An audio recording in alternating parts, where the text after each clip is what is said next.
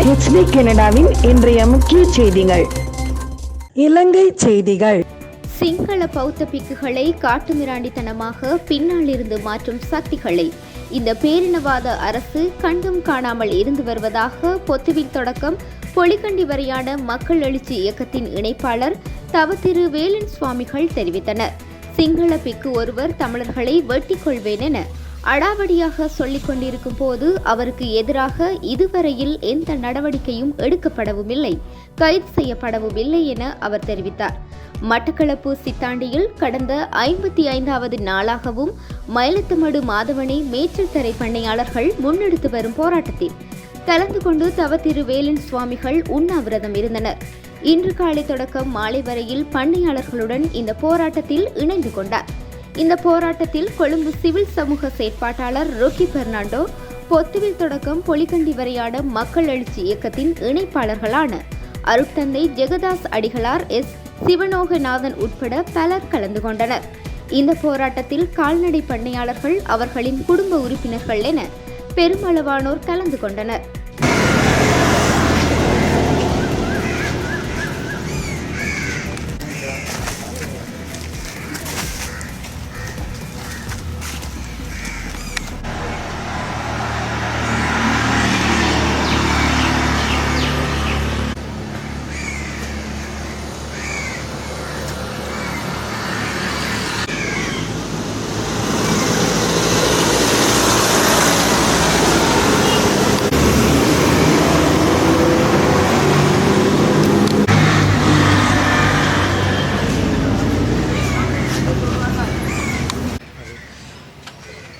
මම කියන්න ඕනද? මම රුකී ප්‍රනාන්දු කොළඹ ඉඳන් මේ අරගලයට සහයෝගය පළ කිරීම සඳහා ආවා. මම මීට කලින්ුත් දෙපාරක් මේ එතනට අවිල්ලා තියෙනවා මේ අරගලයට සහාය දැක්වීමට. මේ තුන්වෙනි පාර. දැන් අන්තිම පාර මම එද්දී සුමාන 3කට විතර කලින් ආවේ. ඒතර මම මෙතනට ආපුවම මට දැනගන්න ලැබුණා එදා දවසේ කොළඹ ජනාධිපතිතුමා මේ ප්‍රදේශයේ නිලධාරීන් එක්ක විශේෂ රැස්වීමක් තියලා දෙමළ දේශපාලන පක්ෂ නියෝජිතයොත් එක්කත් ඒකට සහභාගී වෙලා තිබුණා. ඒ වෙලාවේදී කියලා තිබුණලු මේ කිරිගොවීන්ගේ ප්‍රශ්නයට විසඳුමක් විදිහට පිටින් ආපු අයට ඒ පුද්ගලයෝ ආපු ප්‍රදේශවලම ඉඩම් ලබා දෙනවයි කියලා. උතර ඒක මට අවබෝධ වෙච්ච දේ තමයි ජනාධිපතිවරයා කියලා තියෙන විදිහට මේ කිරිගොවීන්ගේ ඉඩම් හරක් ඉන්න ඉඩම් තෘණභූමි ඒ හරක්ට මේ තනකොළ කණ්ඩ අවස්ථාව ලබා දීලා මේ කිරිගොවීන්ට ඒගලන්ගේ ජීවනෝපාය මාර්ග කරගෙන යන්න අවස්ථාව දෙන ගමන්ම හැබැයි ඉඩම් නැති වෙන ප්‍රදේශවල වෙන දිස්ත්‍රික්කවල ඉන්න අයටත් ඒගලන්ගේ දිස්ත්‍රික්කවලින් මේගලන්ගේ ප්‍රදේශවලින්ම ඉඩම් ලබා දෙන්න පොරොන්දු වෙලා තිබුණා. ඉතින් ඒක ඇහුනම මට හිතුණා මේක එක්තරා විදියක හොඳ විසඳුමක් නේද කියලා. හැබැයි එහෙම හිතුණාට දැන් සුමාන 3කට පස්සේ මෙතනට ආපුවම මේ 55 වෙනි දවස මේ අරගලේ යන පේනවා ඒක ක්‍රියාත්මක වෙලා නැහැයි කියලා. තාම මේ කිරිගොවීන් මෙතනම ඉන්නවා. ඒ ගත්තු තීරණ වලට මොකද උනේ කියන එක බරපතල ප්‍රශ්නයක්. ඒ වගේම මේ ප්‍රශ්නය විසඳන්න තව කොච්චර කාලයක් යයිද කියන එක. මොකද මේක මේ දවස් 55කට කලින් තිබිච්ච ප්‍රශ්නයක් නෙමෙයි. අවුරුදු ගණනාවක් තිස්සේ තිබිච්ච ප්‍රශ්නයක්. අධිකරණවලත් මේ ප්‍රශ්නේ තියෙනවා.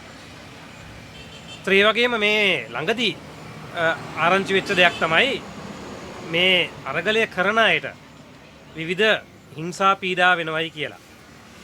ඒකට ආසන්නම උදාහරණය තමයි මේ දවස් කීපයකට කලින් මේ අරගලයට සහයෝගය පළ කිරීම සඳහා යාපනයේ විශ්වවිද්‍යාලයෙන් ආපු ශිෂ්‍ය ශිෂ්‍යාවන්ට සහ ඒ වගේම නැගෙනහිර විශ්වවිද්‍යාලයෙන් සහභාගී වෙච්ච ශිෂ්‍ය ශිෂ්‍යාවන්ට කරපු හිංසා පීඩන ඒ වගේම කීප දෙනෙක්ව පොලිසියෙන් අත්අඩංගුවට ගැනීම. අත්අඩංගුවටගෙන එක රාත්‍රියක් රඳවා තබා ගැනීම. ඒතර ඒක මං හිතන්නේ මේකට අරගලයට සහයෝගය දක්වන අය මේකෙන් දුරස් කරන්න හදන උත්සාහයක් විදිහට, ඒ වගේම මේ අරගලය දුර්වල කරන්න හදන උත්සාහයක් විදිහට දකින්න පුළුවන්. ඒ වගේම ජනාධිපතිවරයා ඔක්තෝබර් මාසේ මුල මේ මාස විතර කලින් මේ මඩකලපුවට ආපු අවස්ථාවකදී මං හිතන්නේ මේ කිරිගොවීන්ගේ නියෝජිත පිරිසක් ජනාධිපතිවරයා හම්බෙන්න උත්සාහ කළා තියෙනවා. ඒත් ඒගලන්ට ඒ හම්බෙන්න අවස්ථාව ලැබිලා නැහැ. ඒගලන්ගේ එක නියෝජිතයෙක්ට විතරයි ජනාධිපතිතුමත් එක්ක බොහොම කෙටියෙන් කතා කරන්න අවස්ථාව ලැබිලා තියෙන්නේ. උතර ඒ අවස්ථාවේදී උද්ඝෝෂණයක සාමකාමී උද්ඝෝෂණයක නිරතලා විච අයටත් හිංසා පීඩා ඒ වෙලාවෙම වෙනවා වීඩියෝ වලින් අපි දැක්කා. ඒ වගේම මෙතනට ඊට පස්සේ ආවට පස්සේ මට මේ එකට සහභාගී වෙච්ච අයගෙනුත් ඍජුවම දැනගන්න ලැබුණා.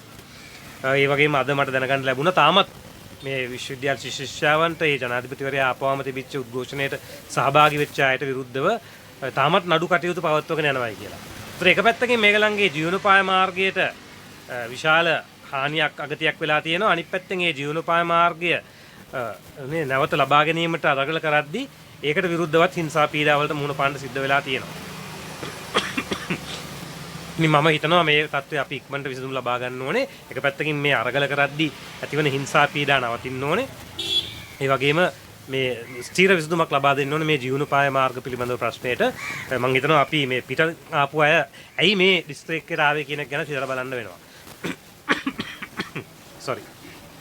ඒගලන්ට ඒක ඉන්න ප්‍රදේශවල ඉඩම් ලබා නොදී මේ වගේ ප්‍රදේශයකට කවුද ඒගලන්ව එක් කරන් ආවේ කියන ප්‍රශ්නයත් අපිට නගන්න වෙනවා. ඒත් ඒ ඉඩම් නැති අපේම සහෝදර සහෝදරියන් නම් ඒගොල්ලන් මොන දිස්ත්‍රික්කයේ වුණත් මොන පළාතේ වුණත් ඒගොල්ලන්ගේ ප්‍රශ්නේ පිළිබඳව සානුකම්පිතව බලන එක වැදගත්. මේ කිරිගෝවින්ගේ ප්‍රශ්නේ පිළිබඳව සානුකම්පිතව බලන ගමන් ඒ පිටස්තර ප්‍රදේශ වලින් ඇවිල්ලා ඉන්නාගේ ප්‍රශ්න දිහත් සානුකම්පිතව බලන්න ඕනේ. ඒතකොට ඒගොල්ලෝ ඉන්න ප්‍රදේශවල පුළුවන් තරම් ඒගොල්ලන්ට ඉඩම් අයිතිය ලබා දෙන්න ඒගොල්ලන්ගේ ජීවනෝපාය මාර්ග මේ කරගෙන යන්න අවස්ථාව ඒගොල්ලන්ට සාතික කරන එකත් වැදගත් කියලා මම හිතනවා. ඒ වගේම දැනටමත් ඒගොල්ලෝ යම් වගා කටයුතු පටන් අරන් තියෙනවා නම් ඒ සඳහා විශාල ආයෝජනයක් කරලා තියෙනවා නම් උතර ඒක ගැනත් අපිට සැලකිල්ලක් දක්වන්න වෙනවා මේ ඓතිහාසික ප්‍රශ්නය ගැන අවධානය යොමු කරන ගමන්ම. ඒ වගේම මම හිතන්නේ මේ මඩකලපුව දිස්ත්‍රික්කය කියන්නේ නැගෙනහිර පළාතේ බහුතරයක් දමිළ ජනතාව ජීවත් වෙන ප්‍රදේශයක්. අපි ඓතිහාසිකව ගත්තම දැකලා තියෙනවා වෙනත් දිස්ත්‍රික්කවල නේ අවුරුදු දශක ගණනාවක් තිස්සේ ලංකාවට නිදහස ලැබිච්ච කාලේ නම්ම ඒ ජනගහනයේ ප්‍රතිශතය වෙනස් කරන්න උත්සාහ කළා තියෙනවා. ඒ ත්‍රිකුණාමලී දිස්ත්‍රික්කයේ අම්පාන්තර දිස්ත්‍රික්කයේ දමිළ ජනතාව ප්‍රතිශතය අඩු වෙලා තියෙනවා. ඉතින් මේ වගේ සන්දර්භයක් තුළ තමයි මේ අම්පාර සහ ත්‍රිකුණාමලී දිස්ත්‍රික්ක මැද තියෙන මඩකලපුව දිස්ත්‍රික්කයටත් විශාල වශයෙන් මේ විවිධ සිංහල ප්‍රදේශවලින් සිංහල ජාතිකයන්ව ඇවිල්ලා මේ ගොවිතැන් කරන්න පටන් අරගෙන තියෙන්නේ. ඒතර අපිට මේ ගැනත් අපිට යම් අවධානයක් යොමු කරන්න සිදු වෙනවා. ඇයි මේ විශේෂයෙන්ම මේ මඩකලපුව දිස්ත්‍රික්කයටම මේ ගොවීන් ඇවිල්ලා තියෙන්නේ කියන ප්‍රශ්න අහපුවා. මම හිතන්නේ මේ හැම දෙයක් ගැනම අපි හිතලා බලලා තමයි මේ ප්‍රශ්නයට විසඳුම් හොයන්න වෙන්නේ. So a few words in English. For the third time in 55 days as a human rights activist from Colombo. My name is Ruki Fernando, a human rights activist, a writer from Colombo. I came to show my support and solidarity to this struggle by dairy farmers in the Batticaloa district. I understand that the dairy farmers are majority Tamil, but there are also Sinhalese and Muslim dairy farmers. So we should not look at this only from a ethnic perspective. But we cannot also ignore the ethnic perspective because historically, over the decades, we have seen that the percentage of Tamil-speaking people in the nearby Ampara districts and Trincomalee districts is drastically being reduced by deliberate planning and policies of the Colombo Sinhalese dominant governments. Batticaloa remains the only Tamil majority district in the eastern province. So we have to also consider this fact and ask the question why these Sinhalese farmers have been brought to the Batticaloa district. I think in any district, irrespective of their ethnicity, if people don't have land, we should strive to ensure that people have a right to land. But why have these people who don't have land or who don't have enough opportunities to engage in agriculture in other districts and provinces have been brought to Batticaloa district is a question that we have to raise and pay attention to. And at the same time, because it is some months, for whatever the reasons that these people have been brought here, they have been brought here, these farmers, and they have started some cultivation. They may have invested a lot. So I think we have to also look sensitively at the investments they have made so far and look for a solution and look compassionately towards the challenges that they are facing as well, as while striving to resolve the long-standing, many years old grievances of the dairy farmers of the Batticaloa district.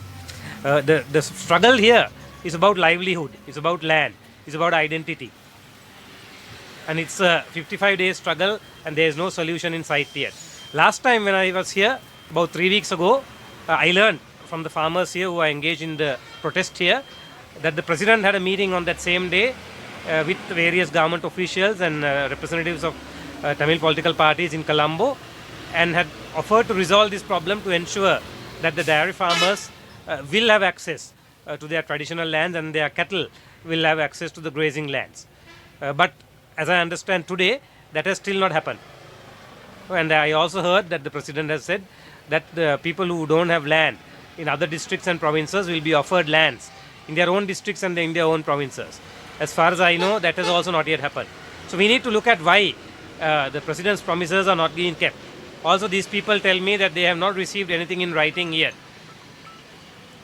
So again, it's just a verbal promise or media reports that these people are going by. At the same time, I am very disturbed to hear that people who are engaged in struggles are facing various harassments. The most recent one was the harassment, intimidation and also arrest of several university students from Jaffna who had come here to join the protest and show solidarity. I think university students showing solidarity with cattle farmers any part of the country is a very positive thing. We must admire that kind of a solidarity and support and appreciate the fact that our youth, university students are engaged in such kind of solidarity actions. So it's a shameful that our adults and particularly government officials like law enforcement officers like the police are trying to repress the solidarity actions and the brotherhood, sisterhood that our students are trying to express. At the same time, I also heard that repression of reprisals against those who participated in the protest when the President is here is still continuing, that court cases are still pending against them. I think it's important to make sure that people who are engaging in this struggle can do so without having to face reprisals, whether they are the farmers themselves or whether they are their supporters like the university students. Thank you. வணக்கம். மயிலத்தமடு மாதவனை மேய்ச்சல் தரை நிலங்களை சிங்கள காடையர்கள் பலவந்தமாக அபகரித்து தங்களுடைய பயிர்ச்செய்கையை மேற்கொள்வதும் எங்களுடைய தமிழ் பண்ணையாளர்களுடைய கால்நடைகளை ஈவிரக்கமின்றி கொன்று காயப்படுத்தி அவர்களை துன்புறுத்துகின்ற நிகழ்வையும் கண்டித்து இதற்கு நீதி வேண்டி மயிலத்தமடு மாதவனை பண்ணையாளர்களாலே எங்களுடைய உறவுகளாலும் இங்கே முன்னெடுக்கப்பட்டிருக்கின்ற இந்த போராட்டம் இன்று 55வது நாளாக தொடர்ந்து கொண்டிருக்கிறது. அந்த விதத்திலே இந்த போராட்டத்துக்கு கொத்துவில் தொடக்கம் பொலிகண்டி வரை மக்கள் பேரெழுச்சி இயக்கம் தன்னுடைய முழுமையான ஆதரவை வெளிப்படுத்தி நிற்கின்றது. எங்களுடைய வடக்கு கிழக்கு தமிழர் தாயகத்திலே மட்டக்களப்பு மாவட்டத்திலே மயிலத்தமடு மாதவனை இந்த மேய்ச்சல் தரை நிலங்கள் மிகவும் செழிப்பான நிலங்கள். அங்கு மேய்கின்ற பசுக்கள் எல்லாம் கொடுக்கின்ற பால் நல்ல சிறந்த பாலாக இருக்கக்கூடிய நிலையிலும் அந்த மேய்ச்சல் தரை நிலங்களை சிங்கள இனவெறியர்கள் பலவந்தமாக வந்து குடியேறி தாங்கள் அபகரித்து தங்களுடைய விவசாயத்தை முன்னெடுத்து கொண்டிருக்கக்கூடிய சூழ்நிலையிலும் அங்கிருக்கக்கூடிய கால்நடைகளை குறிப்பாக பசுக்களை துப்பாக்கியால் சுட்டும் வாய்வெடி வெங்காய வெடி போன்ற வெடிகளை வைத்து அவர்களை கொல்லுகின்ற அந்த மிக கொடூரமான செயற்பாடு, வாயில்லா ஜீவன்களை இப்படி கொடுமையாக கொலை செய்வதும் வாய்க்குள்ளே வெடி சென்று வெடித்து அவர்கள் உணவு உண்ண முடியாமல் அந்த ஜீவராசிகள் ஓரிரு தினங்களுக்கு கஷ்டப்பட்டு உயிரை விடுகின்ற இந்த சூழலை ஏற்படுத்தி இருக்கக்கூடிய இந்த சிங்கள பௌத்த பேரினவாதிகள் அவர்களுக்கு பின்னாலே அவர்களை அந்த மக்களை இப்படி ஒரு காட்டு மிராண்டித்தனமாக இயக்குகின்ற சக்திகள் இவை எல்லாவற்றையும் ஸ்ரீலங்கா சிங்கள பௌத்த பேரினவாத அரசு கண்டும் காணாமல் இருக்கிறது. நல்லிணக்கம், சமாதானம் போன்ற வார்த்தைகளை சொல்லி சர்வதேசத்திலே நிதியை திரட்டி கொண்டு இங்கே தாயகத்தை கபலீகரம் செய்கின்ற, எங்களுடைய தாயகத்தினுடைய சொத்துக்களை அபகரிக்கின்ற, நில உரிமையை பறிக்கின்ற, தங்களுடைய வருமானத்தை ஈட்டுகின்ற உரிமையை பறிக்கின்ற செயற்பாட்டை ஸ்ரீலங்கா அரசு மேற்கொண்டு கொண்டிருக்கின்றது. இது மட்டுமல்ல, வடக்கு கிழக்கு தமிழர் தாயகத்திலே பௌத்த விகாரைகளை அமைத்தல், நிலங்களை அபகரித்தல், கடல் வளங்களிலே எங்களுடைய கடற்பரப்பிலே வந்து சிங்கள மீனவர்கள் மீன்பிடித்தல், இப்படியான இன்னொரன்ன செயற்பாடுகள் ஊடாக எங்களுடைய தாயகத்தை கபலீகரம் செய்து ஸ்ரீலங்கா ஒரு சிங்கள பௌத்த நாடு என்பதை இந்த மேலாண்மை மீண்டும் நிரூபித்து நிற்கின்றது. எந்த ஒரு நாட்டினுடைய அரசும் எந்த கொள்கையிலே பயணிக்கின்றதோ அதனுடைய விளைவுகள்லாம் அங்கே அடிமட்டத்திலே வெளிப்படுத்தப்பட்டு நிற்கின்றன. வனஜீவராசிகள் திணைக்களமாக இருக்கட்டும், வன விலங்குகள் பாதுகாப்பு திணைக்களமாக இருக்கட்டும், தொல்பொருளியல் திணைக்களமாக இருக்கட்டும், இந்த திணைக்களங்கள் அதே போல மகாவலி அபிவிருத்தி அதிகார சபையாக இருக்கட்டும், இந்த கட்டமைப்புகள் வன இலாகா உட்பட்ட அனைத்து கட்டமைப்புகளும் அனைத்து திணைக்களங்களும் ஸ்ரீலங்கா சிங்கள பௌத்த பேரினவாத அரசினாலே இயக்கப்படுகின்றன. இவற்றின் பேரிலே தான் இந்த அபகரிப்புகள் ஆக்கிரமிப்புகள் நடைபெறுகின்றன. இதற்கு ஸ்ரீலங்கா பாதுகாப்பு படைகள், இராணுவம் உள்ளிட்ட அனைத்து படைகளும் பக்கபலமாக அவர்களுக்கு மிகவும் உறுதுணையாக பகலோடு இரவாக இணைந்து இருக்கிறார்கள். நீதியை நிலைநாட்ட வேண்டிய ஸ்ரீலங்கா போலீசார் நீதிக்கு விரோதமான விதத்திலே நடக்கின்றார்கள். சிங்கள பிக்கு ஒருவர் தமிழர்களை வெட்டி கொள்ளுவேன் என்று அடாவடியாக அனைத்தையும் செய்து கொண்டிருக்க அவரை இந்த நிமிடம் வரை எந்த ஒரு கைதும் நடக்கவில்லை, எந்த ஒரு நடவடிக்கையும் எடுக்கப்படவில்லை. ஆனால் எங்களுடைய தமிழ் பல்கலைக்கழக வடக்கு கிழக்கு பல்கலைக்கழக மாணவர்கள் இணைந்து அமைதியான முறையிலே இங்கே எங்களுடைய இந்த உறவுகளுக்கு, தமிழ் பண்ணையாளர்களுக்கு ஆதரவு தெரிவித்து அவர்கள் வந்து பங்கு பெற்றிருக்கக்கூடிய சூழ்நிலையிலே அவர்களை வீதியிலே வழிமறித்து அடாவடியாக பயங்கரவாதமாக ஸ்ரீலங்கா போலீஸ் ஒரு பயங்கரவாத நடவடிக்கையை மேற்கொண்டிருக்கிறது. ஆக இந்த அடிப்படையிலே இங்கே தெற்கிலே ஒரு நீதி, வடக்கு கிழக்கிலே ஒரு நீதி, சிங்களவனுக்கு ஒரு நீதி, தமிழனுக்கு ஒரு நீதி என்ற அடிப்படை மிகவும் வெளிப்படையாக இந்த நாட்டை இரண்டாக துண்டாடி இருக்கிறது. ஆகவே இந்த விதத்திலே இவற்றை நாங்கள் பொறுத்து கொண்டிருக்க முடியாது. எங்களுடைய மக்கள் இங்கே 55வது நாட்களாக அவர்கள் இந்த போராட்டத்தை முன்னெடுத்து வருகின்றார்கள். அவர்களுக்குரிய மேய்ச்சல் தரை நிலங்கள் வழங்கப்பட வேண்டும், மீள வழங்கப்பட வேண்டும். ஆண்டாண்டு காலமாக பாரம்பரியமாக வாழ்ந்து ஜீவனோபாயம் பெற்றிருக்கக்கூடிய நிலங்கள் வழங்கப்பட வேண்டும். அங்கே இருக்கக்கூடிய அம்பாறை, பொலனறுவை மாவட்டங்களைச் சேர்ந்த பலவந்தமாக குடியேறி இருக்கக்கூடிய சிங்கள குடியேற்றவாசிகள் உடனடியாக அகற்றப்பட வேண்டும். இவை நடைபெறுவதன் ஊடாகத்தான் இதற்குரிய உடனடியான தீர்வு கிடைக்கும். பௌத்தமயமாக்கல் வடக்கு கிழக்கிலே முற்றாக நிறுத்தப்பட வேண்டும். எங்களுடைய நில அபகரிப்பு முற்றாக நிறுத்தப்பட வேண்டும். இறுதியிலே எங்களுக்கு ஈழத்தமிழர்களுக்கு நிரந்தரமான ஒரு அரசியல் தீர்வு எட்டப்பட வேண்டும் என்பதுதான் எங்களுடைய கோரிக்கைகளாக இருக்கின்றன. ஆகவே அந்த விதத்திலே எங்களுடைய உறவுகள் இங்கே தொடர்ச்சியாக அவர்களுடைய நிலையை அறியும் பொழுது மனம் மிகவும் ஆளாத தாளாத வேதனையை அடைகின்றது. அவர்களுடைய உள்ளங்களிலே இருக்கக்கூடிய கவலைகள், உணர்வுகள், இதற்கு யாரிடம் சென்று நீதி கேட்பது என்ற ஆதங்கங்கள் எல்லாம் வெளிப்பட்டு நிற்கின்றன. ஒவ்வொரு விடயத்துக்கும் ஸ்ரீலங்கா ஜனாதிபதி ரணில் விக்ரமசிங்க ஆணைக்குழுக்களை நியமிக்கிறார், விசாரணைகளை நடத்துகிறார், அறிவுறுத்தல்களை கொடுக்கிறார். ஆனால் இங்கே ஒன்றுமே நடைபெறவில்லை. எல்லாம் வெறும் பேச்சாக இருக்கிறது. வெடுக்கனாரி சிவனாலயம் அளிக்கப்பட்ட விவகாரமாக இருக்கலாம், இன்று வரை ஒருவரும் கைது செய்யப்படவில்லை.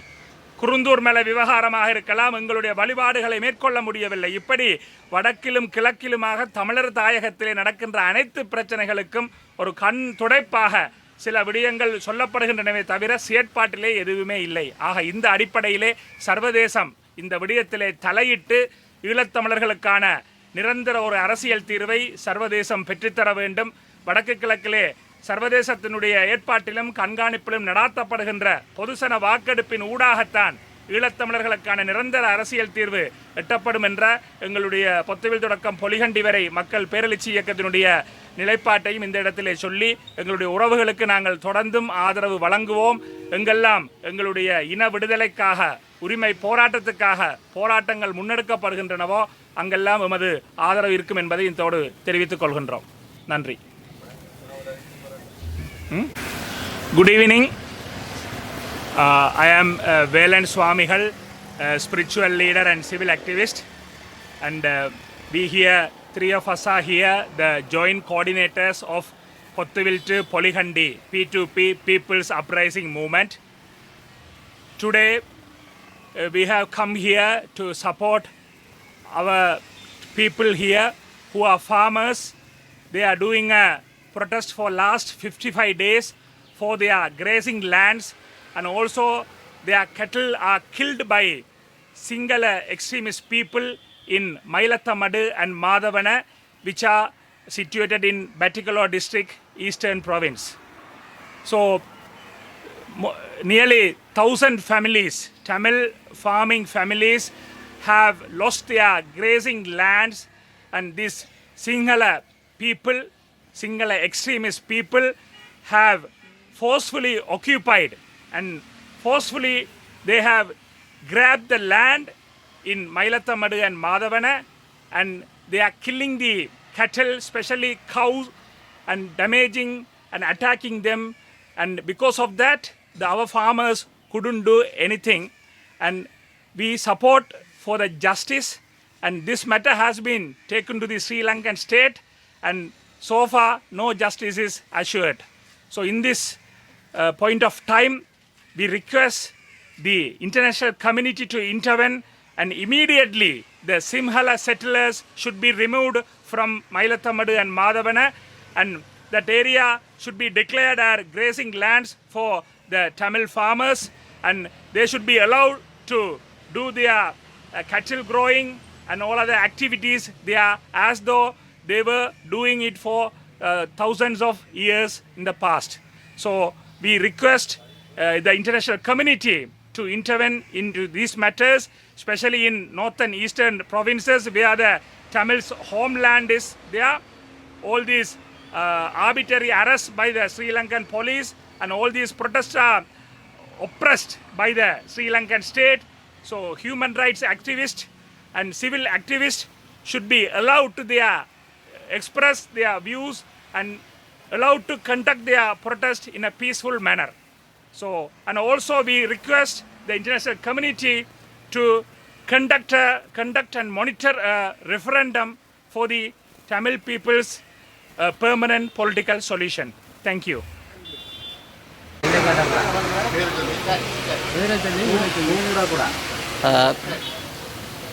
நான் மயிலத்தமடு மாதவனை பணியாளர் சங்க செயலாளர் பொன்னுத்துறை.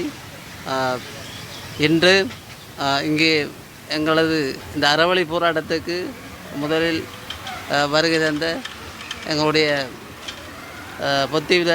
பொத்திவிலிருந்து பொலிவண்டி வரைக்குமான இயக்கத்தினுடைய எங்களுடைய உறுப்பினர் வேரன் சுவாமிகள் அவரையும் வரவேற்று, அதே போன்று மனித உரிமை செயற்பாட்டாளர் ருக்கி பெர்னாண்டோ அவரையும் வரவேற்று, அதே போன்று எங்களுடைய ஃபாதர் வருகின்றார், அவரையும் வரவேற்று இந்த அறவழி போராட்டமானது இன்று 55 நாளை எட்டியிருக்கின்றது. எனவே இந்த அறவழி போராட்டம் ஆரம்பத்திலிருந்து கிட்டத்தட்ட எங்களுக்கு பல நூற்று கணக்கான கால்நடைகளை சேதப்படுத்தி இருக்கின்றார்கள். உண்மையிலே நாங்கள் உடலோடு கண்டுபிடித்தது கிட்டத்தட்ட ஒரு 15 கால்நடைகளை கண்டிருக்கின்றோம். அதே போன்று காயமடைந்த கால்நடைகள் 10க்கு மேற்பட்ட கால்நடைகளை கண்டிருக்கின்றோம். அதே போன்று எங்களுடைய பண்ணையாளரின் பண்ணை வாடியை ஒரு வாடியை முற்றாக உடைமைகளோடு எரித்திருக்கின்றார்கள். சில வாடிகளை அவர்கள் பிடித்து கலட்டி தூக்கி வீசி எறிந்து விட்டார்கள். எங்களுடைய பண்ணை கூடுகளை அகற்றி தங்களுடைய பயிரை அடைத்து வேலி கட்டி இருக்கின்றார்கள். இவை சம்பந்தமாக போலீசாரிடம் முறையிட்டு போலீசாரும் நேரில் சென்று பார்வையிட்டு இருக்கின்றார்கள்.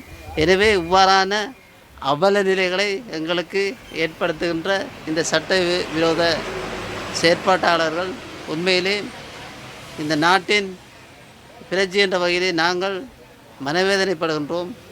எனவே இவ்வாறான நிலைமை தொடர்ந்தால் எங்களுக்கு இன்று அங்கு இருக்கின்ற எஞ்சிய பண்ணையாளருக்கு உயிர் அச்சுறுத்தலாக இருக்கின்றது. இரவு நேரம் உறங்குவது கடினமாக இருக்கின்றது. காட்டில் தான் எங்களுடைய பண்ணையாளர் உறங்குகின்றார்கள். எனவே அதிவேத ஜனாதிபதி கூறியதற்கு அமைவாக அவர் சில கருத்துக்களை கூறினார். அங்கு பண்ணையாளர் அங்கே குடியேறிய பயிற்சியாளர்களுக்கு தங்களுடைய மாவட்டங்களில் காணிகள் பயன்பளிப்பதாக இன்னும் ஒன்றும் செயற்பாடு இல்லை. எனவே எங்களுடைய அவலம் இங்கே தொடர்ந்து கொண்டு இருக்கின்றது. எனவே சம்பந்தப்பட்ட